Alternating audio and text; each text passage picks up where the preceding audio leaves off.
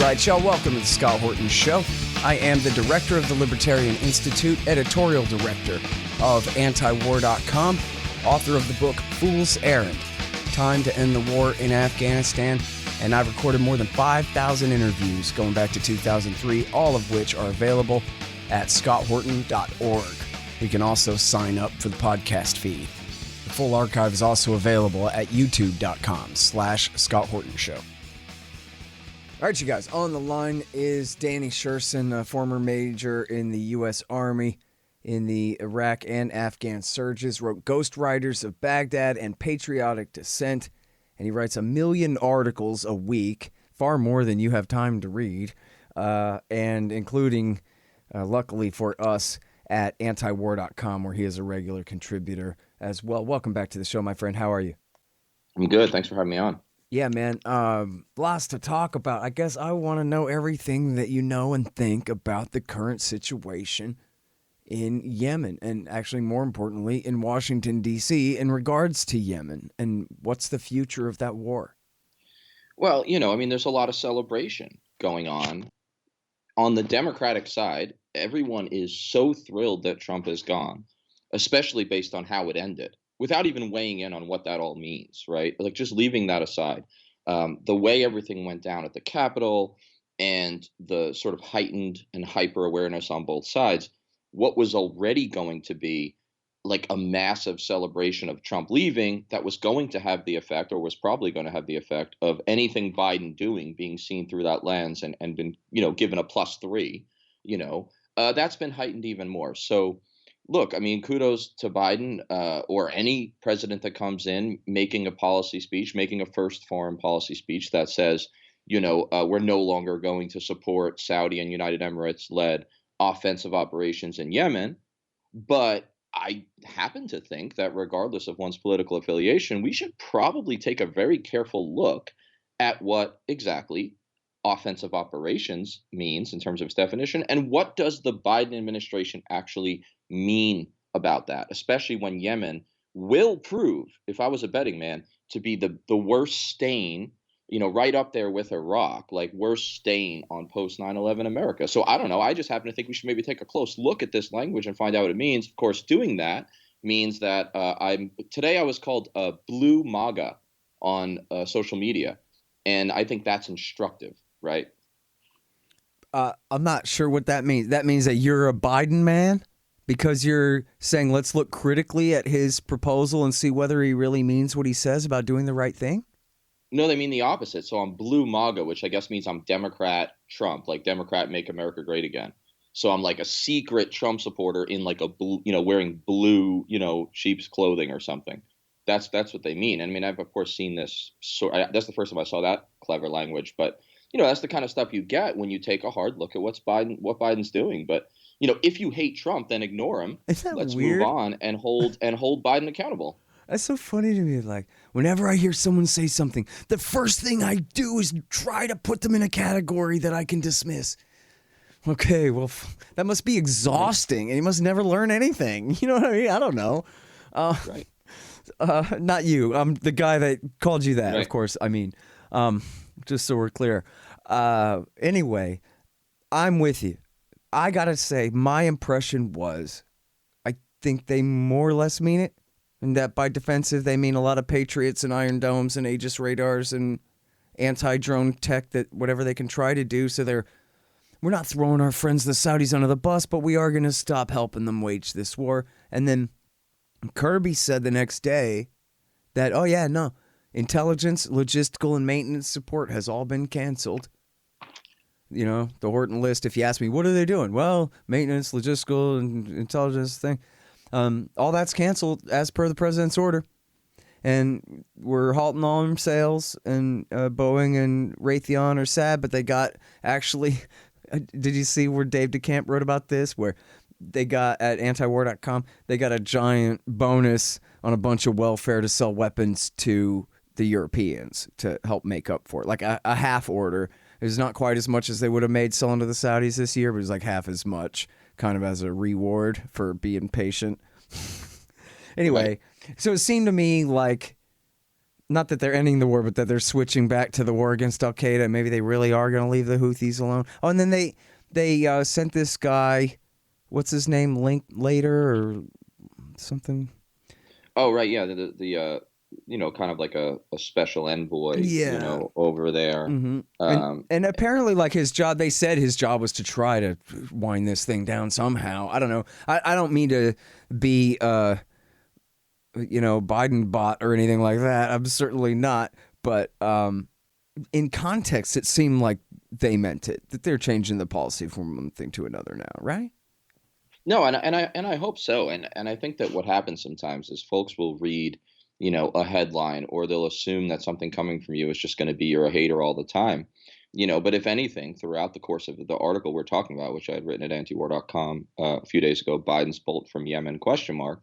Throughout it, I'm trying to say, look, I really hope this is a real thing, and I really hope that it demonstrates some sort of real pivot. And same thing on Afghanistan. I mean, I'm a little less hopeful there, but I'm willing to say, for example, that once in a while, old Joe will have a flash of okay. We'll make the right call on something. And I'd like to think that the Yemen war finally went far enough off the rails, and he felt that he had the political capital to be able to really change the policy here. And I'm not a person who thinks that we should never give an attaboy, because frankly, if this actually helps Yemenis, right, and if this actually helps even ever so slightly to make us look less like monsters, in the world view, then like, okay, let's support it. Let's say, good, now let's build on this. And I think we have to be willing to do both. Yeah, I think that's totally right. And, not even trust but verify. Just take what actually develops and then push for more. That's it. And in this case, and this is an important point too. I was talking with Hassan El-Tayeb from the Friends Committee, who's been working on this so hard in D.C. along with a bunch of other groups, Code Pink and all different Arab groups whose names I don't know, and whoever. He named them all on the show the other day, that they've been working so hard to push for this, and that really, that's it, right? There's just regular people in the country who care about this. There's no power faction that has decided to align with the Houthis. There's nothing like that. It's simply people, regular American citizens, and I guess, Arab Americans who maybe have even more of interest in the subject and know a little bit more about it, are simply insisting, on humanitarian rights, human rights concerns, that this must be stopped. That's it. There's no Yemeni lobby. There's no Houthi lobby in Washington, D.C. It's just the Quakers saying this isn't right. And then, all the other people helping to support and push for that thing. And so that really goes to show, that it isn't like we're in charge, the people of the country, but we can move the margin a little bit if we push really hard, right? No, and I think that we need to recognize that. And I'm glad you said, the Quakers. Like it's funny because it's true. There are certain groups, and they may be a significant minority, but there's always been groups that have just been in the favor of decency in the United States, and time immemorial. And this was a grassroots push, and it took a while to pick up steam. But there have been people who were there on the ground from the start. You're right. The Houthis don't have a whole lot of influence on K Street or anything. If anything, it's kind of amazing in a sense. I mean, not to be all positive and everything. I'm not known for that anyway, so no one's really going to mistake it. But think about what the people who are trying to end this support for the Saudi war, imagine what they were up against. Like, take those Quakers, right, and their allies. They were up against, besides maybe Israel, the most powerful of lobbies, two of the most powerful lobbies, because you're talking about the military-industrial complex, like defense contractor lobbies, and then also the Saudi Gulf states lobby. And oh, by the way, Israel's basically complicit with them anyway, so you're really up against the trifecta. And so, look, I mean, I hope that this really makes a difference. And it would be interesting if it did, too, because so many people in Biden's cabinet or in Biden's national security advisory team are the architects or were in on the ground for the start of Yemen. So, look, I mean, I hope this turns out as well as it potentially could. And I hope we build on it and really relook the whole Saudi relationship. And there's been a lot of articles from people that we both read who've been saying that for, years, if definitely months. Right. Hey, y'all, check it out. The Libertarian Institute, that's me and my friends, have published 3 great books this year. First is No Quarter, The ravings of William Norman Grigg. He was the best one of us. Now he's gone, but this great collection is a truly fitting legacy for his fight for freedom. I know you'll love it. Then there's Coming to Palestine by the great Sheldon Richman. It's a collection of 40 important essays he's written over the years about the truth behind the Israel-Palestine conflict. You'll learn so much and highly value this definitive libertarian take on the dispossession of the Palestinians and the reality of their brutal occupation. And last but not least is the great Ron Paul, The Scott Horton Show Interviews, 2004 through 2019. Interview transcripts of all of my interviews of the good doctor over the years on all the wars, money, taxes, the police state, and more. So how do you like that? Pretty good, right? Find them all at libertarianinstitute.org/books. Hey guys, here's how to support this show. You can donate in various amounts at scotthorton.org/donate. We've got some great kickbacks for you there. Shop Amazon.com by way of my link at scotthorton.org. Leave a good review for the show at iTunes and Stitcher. Tell a friend, I don't know. Oh yeah, and buy my books, Fool's Errand, Time to End the War in Afghanistan, and The Great Ron Paul, The Scott Horton Show Interviews 2004 through 2019. And thanks. And you know what it comes down to? I was asking Gareth Porter about this. That like, okay, you know, I get it. Superpower, client state, they help us with our hegemony thing and we provide them security and they buy U.S. government debt and they have influence over Bahrain where we have a big naval base. But still, like, how does this explain just the slavish devotion to this foreign monarchy in this way? It's just crazy. We overthrew the English. We've got nothing like the level of devotion to England that we have to Saudi Arabia, for God's sake. And Gareth goes, yeah, no, it's all about Bahrain. You said it, baby. Fifth Fleet Naval Base right there. And if the Saudis say to Bahrain to make it hard for us or to kick us out, that's all they got to do is say the word. And so therefore, you know, our vassal state holds this blackmail over us, holds us helpless to their will by letting their friends, the Bahrainis, have us station our naval base on their territory. I mean, I think Gareth's certainly onto something there. I mean, let's be clear. I mean, not every country gets to have, you know, an island country that's their own little aircraft carrier, like Saudi Arabia does, that they then rent out to us. I mean, so there is a lot of power and influence there. I mean, it's a fascinating country. Airstrip right? 3 or something like that. I guess that would be Qatar, I mean, it's right? wild. Yeah. Yeah, right. It's wild. But at the same time, I think there's got to be more to it. You know, I mean, that's certainly a major factor. I also think that sometimes, there aren't any adults necessarily minding the store. There aren't always people thinking this through in any broad sense. Like, I almost wish that there were like puppet masters, like venal, awful ones who were like thinking every move through, because then at least you'd know what your enemy was and how to fight it. I think sometimes policies like support for Israel and Saudi Arabia, not to minimize the leverage they have or the power of their lobby, but these things take on like an inertia, especially after half a century or more. And I don't know. I sort of never rule out that simple argument. I mean, sometimes there's something to that simplicity. Yeah. Yeah, it makes a lot of sense, too, that, hey, whose side are you on? We have our alliance over there, and the lines are pretty stark. And it's not that they're fighting over religion, but it's Riyadh versus Tehran. So, i.e., Sunni versus Shia, and their alliance versus ours. And so, as we've talked about, in Iraq War II, America added Baghdad to the Iranian side of the ledger, which just makes the emergency for the American/Sunni side, that much more heightened. There was that suicide bombing in Baghdad recently, and it sort of seems like that's going to be how it is from now on, right? The Saudis are going to continue to fling suicide bombers at Baghdad for now into eternity.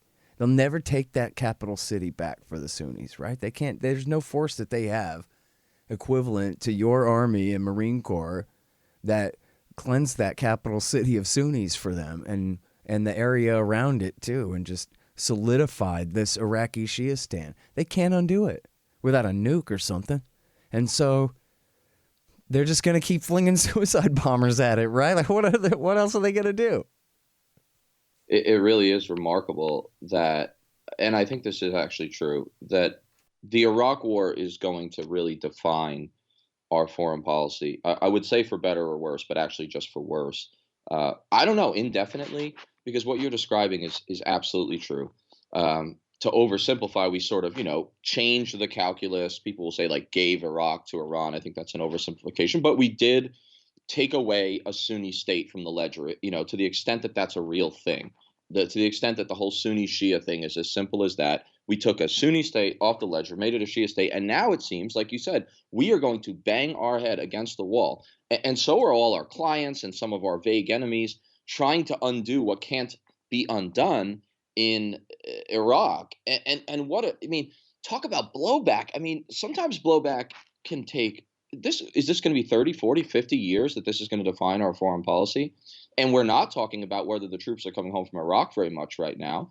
But I don't know if I've ever seen, a rocket magnet target like the American troops in Iraq right now. I mean, someone needs to explain to me just what they do, right? Like and I have former students that are well, I'll tell you what they're doing. There. They're fighting the guys that the Saudis are flinging at Baghdad.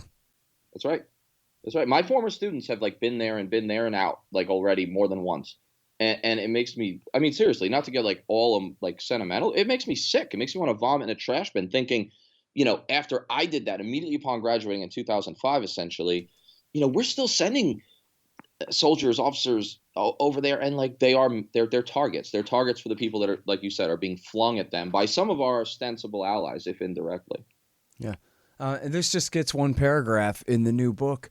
And I could only find, I really researched this. I mean, I guess I didn't read every book about Iraq, but in terms of all the major newspapers and everything, and a lot of other stuff, kind of more alternative stuff, I could find very little reporting, but certainly enough to confirm it was true, that the Saudis were financing the Sunni-based insurgency against you guys in Iraq War II the whole time. Certainly, once they let the Skiri write the new constitution in the fall of 2004, it was sectarian war was on, and our allies, the Saudis, were on the side of the Sunni insurgency that you guys were mostly. I know you were in Sadr City. That's an exception. But for the most part, we're fighting the war on the side of the Shia against. And then they got away with it. And I think, as I put it in the book, the CIA and a couple of staffers on the National Security Council complained to the Washington Post a couple of times, but that was about it. No, but George Bush never said to the king, hey, man, you keep blowing up my guys. I might carpet bomb Riyadh. What the hell do you think you're doing? I don't care if you like my Iraq policy at all or not. You're not going to murder my guys or I'll murder you, which is what someone might think George Bush might say to someone who was murdering his guys. No, your guys, Danny? No, I think what's interesting about what you're saying here is I had the relatively strange experience within my 15 months of moving 4 times, moving sectors. And so and I wrote about this in Ghost Riders, in the first 4 months, I fought largely Sunni, Tawhid al-Jihad. So a precursor, Al-Qaeda in Iraq, basically that kind of stuff. We used to call them JTJ in the beginning. So I saw that end. And then I went up and fought the Shia militias or whatever. But I think what you're saying is so interesting because it shows how totally hypocritical and obtuse and short-sighted our policies are because, me and you have talked about this a number of times and you've pointed out and instructed me in many cases on not overplaying this Iranian influence on the EFPs and the Shia militias. But count the number of articles that have been written about exactly to the man, how many American soldiers Iran supposedly killed, right, through supporting these Shia militias versus how many articles have been written in these mainstream papers about how many how many American troops were killed by Sunni insurgents, that the Saudis and some of our other allies were backing. Right. There's relatively no coverage of it. And that tells you almost everything you need to know about what really runs. Do we really care about our troops? Do all troops' lives matters? Well, it depends who kills them, right? Or it depends who we say killed them. Well, and look, in this case, Danny, it's really relevant that 4,000 Americans died fighting the Sunni insurgency and 500 died fighting the Shia. It's a super important point. And that should be true logically because the side that had the most reason to fight, right? The side that had the rug pulled out from under their power base was the Sunnis. And so it made sense that that insurgency went through all of its phases, where it was kind of nationalist and Ba'athist and then Islamist and all those things at once. I mean, there was a lot of reasons for the Sunnis to fight because, as everyone knows, they were sitting on the losing hand in the sense that they don't have a lot of oil in their sector. They're a relatively small percentage of the population, et cetera. So, I mean, there's about as many Sunnis as there are Kurds. Folks forget that. And then so because of it, it made sense that the Sunnis would kill most of the Americans that died. And, West Baghdad and Anbar were bloodbaths for a long stretch, whereas that Shia insurgency really doesn't kick off hardcore until, around the surge with a few flare-ups before that. So, yeah, no, it's an important point you're making. Mm-hmm. And really, I mean, isn't it right, now that we're off on the history of Iraq War II instead of Yemen anymore? I just love talking about this stuff. It's so interesting to me.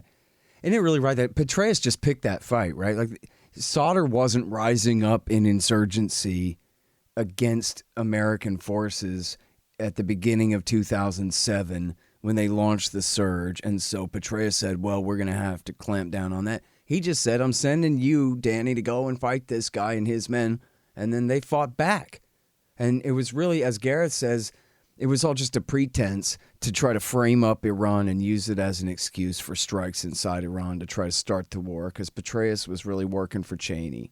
And that was the plan, was how are we going to, the nuclear lie isn't going anywhere for a minute, so let's switch to the EFP lie. And whenever an Iraqi Shiite kills an American, we're going to pretend that Iran killed them. We're just going to leave out the part where it was an Iraqi Shiite that even did it.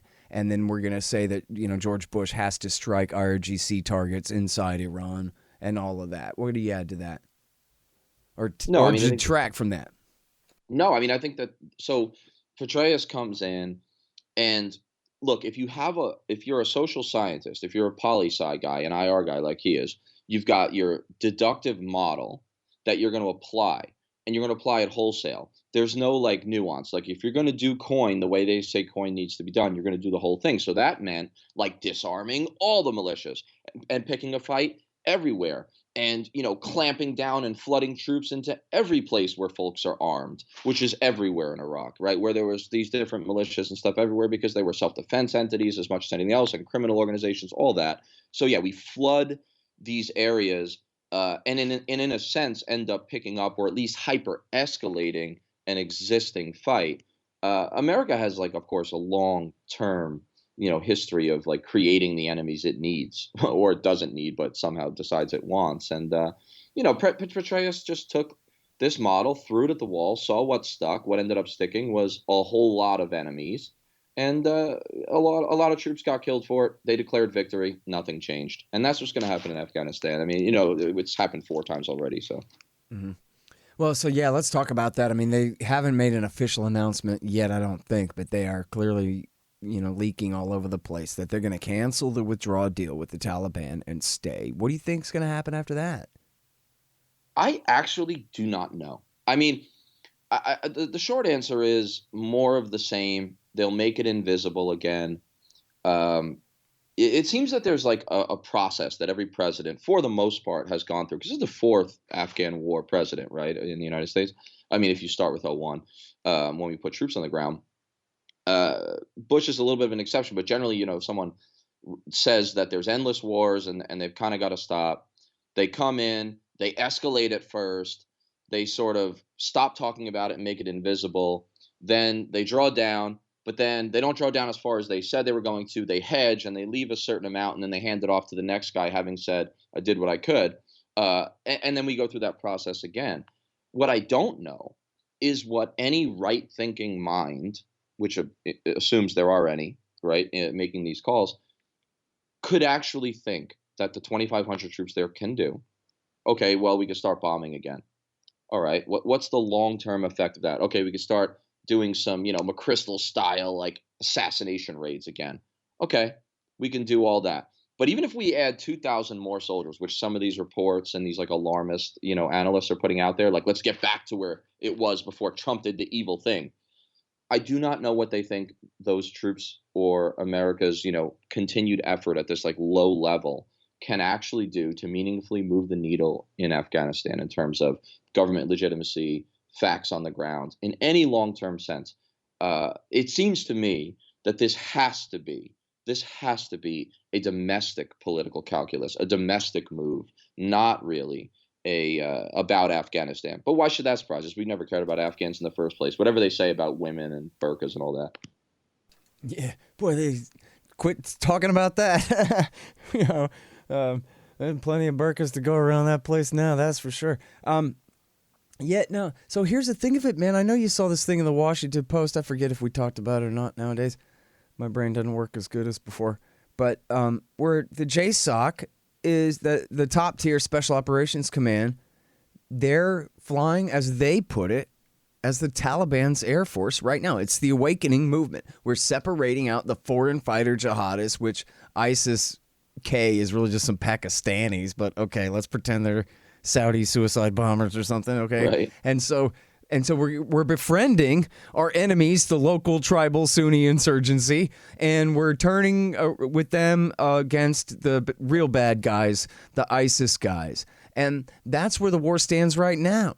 And so what an awkward place to be in, Danny, to break the deal with the Taliban that we're going to leave come May. Yeah, I mean, we did talk about that. We did it on one of the episodes where we were going to talk about Nagorno-Karabakh. We ended up covering that, and I haven't seen a lot of reporting on that since, for the most part. America will take a formula that didn't work, but they lie and say did work, like the policies in Iraq, and then keep doing it over and over again. Like Einstein, apocryphally said the whole doing the same thing over and over again, expected result is insanity. We're past that. I wish that's what we were doing. Instead, we do the same thing that didn't work. We lied about it, said it did work. We keep applying it. It keeps not working. I mean, we're so off the rails with all this. And so, yeah, I don't even know what that would mean. So, okay. Fraud. That's what it is. You're right. On one side, though, we have the analysts who are telling us that we have to stay because the Taliban is close to Al-Qaeda still, right? Mm-hmm. And there's never very much evidence or context or, a real assessment of what that threat would mean to the homeland. You never see any of that because there largely is none. Right. They go, oh, you know what it is? It's Al-Qaeda in the Indian subcontinent. And I'm going, you know what? This sounds like a personal problem, buddy. I don't think that has a damn thing to do with me. And I think that you're using this term Al-Qaeda way too broadly. You apply it to Al-Shabaab, and I shrug and roll my eyes and kind of am annoyed. But you're telling me I got to worry about every Islamist insurgent in Kashmir and in India? Nope. That sounds like a Modi problem. You say to someone in conversation, that sounds like a you problem. Let's let Modi chase his tail a while because he's already got the most militarized, space on earth there in Kashmir. There's 500,000 to 600,000 Indian soldiers in Kashmir on any given day. But, the language that's being used is so interesting because if they really had a credible intelligence threat that leaving Afghanistan would mean a real imminent threat on the United States from this alleged collusion with the Taliban, believe they would have leaked every ounce of that, and that's all you'd see on TV. Right. For the most part, it's actually been very vague and a lot of hinting. And instead, you got a guy like Steve Cole in the New Yorker, okay? And in his article that he wrote in January 26th, he doesn't say at any point, he doesn't so much as one time in 1,500 words mention a vital U.S. interest there, a realistically assessed threat to the homeland. No, instead, he and the study group authors, like the Afghanistan study group, I remember when there was an Iraq one, that was a monster. It's just so wild we're using the same language. Mm-hmm. What he says is he speaks instead of, quote, Kabul's fortunes, the terrible consequences for working women and the foreboding fortunes of, quote, globalized urbanites and democracy and assorted democracy dreamers. And all I can say, and this sounds callous, is why do I really care about Kabul's fortunes? That's not my fortunes, right? That's not America's fortunes. We can't fight Kabul's battle. Kabul is lacking legitimacy after 20 years of effort. The fact that they're using that kind of language of no, we have to stay to help Kabul, to help women, is because they don't have a realistically assessed threat to the homeland to throw at us, because we know the CIA would leak anything that would help whatever the narrative party line that they preferred and that their masters preferred. Yeah.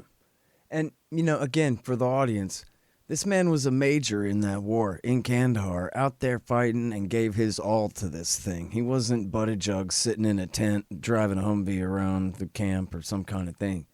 He's got the right to say it wasn't worth it. A lot more than I do. I mean, I will say this, like, I'm tired of like banging the veteran drum to some extent, and I've done it less. I've just been like, you know what? I'll just write 8 articles about Ethiopia because I'm a dork, But at the same time, like when Afghanistan comes up and Iraq, but right now it's Afghanistan. I'm just like, I was there in 2011 and a bit of 2012 when we had 100,000 Americans on the ground, and I was in the district of the province, which for the Army, because the Marines had helmets. For the Army, we were told that we were the main effort, right? And that's a big deal in Army terminology. We were the main effort. Kandahar province, protecting Kandahar city was it. Like we were going to, our strategy was going to be made or broken right there in Kandahar.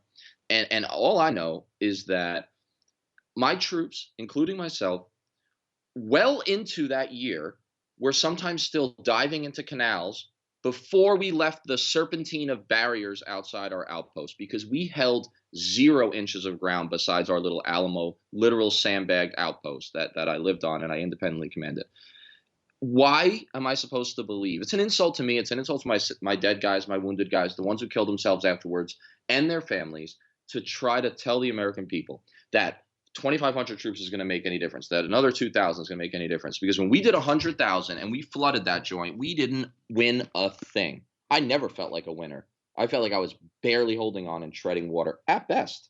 And we fought hard. I tried hard. I wasn't like quitting and avoiding anything.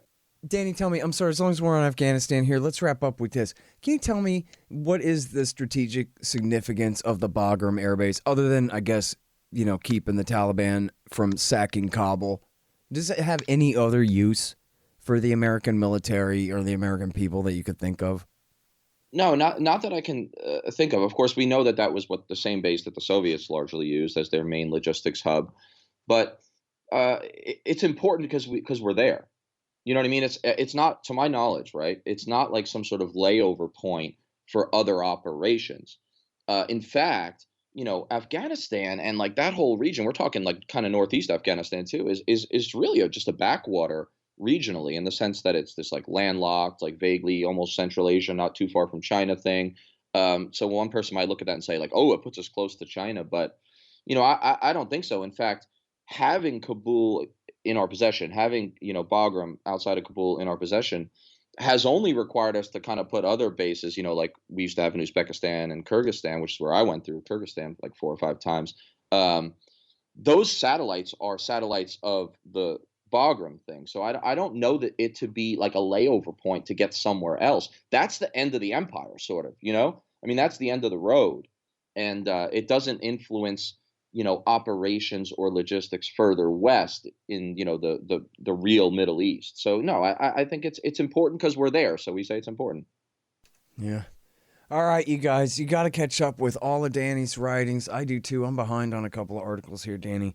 I see you've been delving deeply into America's policy in Africa, and then you've got these great articles about Biden on Yemen and on Mali. Guess we're going to be escalating there too. So maybe we'll be catching up on some more of your Africa coverage here sometime in the medium term if we can. Absolutely. Yep. I'm a hyper geek, so I'm going to be working that piece, and going to be working a piece up on called "Why We Need to Talk." We need to talk about Chad. So stay tuned, and thanks for having me on, Scott. All right. Thanks very much, Dan. Appreciate it, buddy. Okay. Talk soon. Bye. All right, you guys. That's Danny Sjursen, Ghostwriters of Baghdad, Patriotic Dissent, and check out all of his articles at antiwar.com. The Scott Horton Show, Anti-War Radio, can be heard on KPFK 90.7 FM in LA, APSradio.com, antiwar.com, scotthorton.org, and libertarianinstitute.org.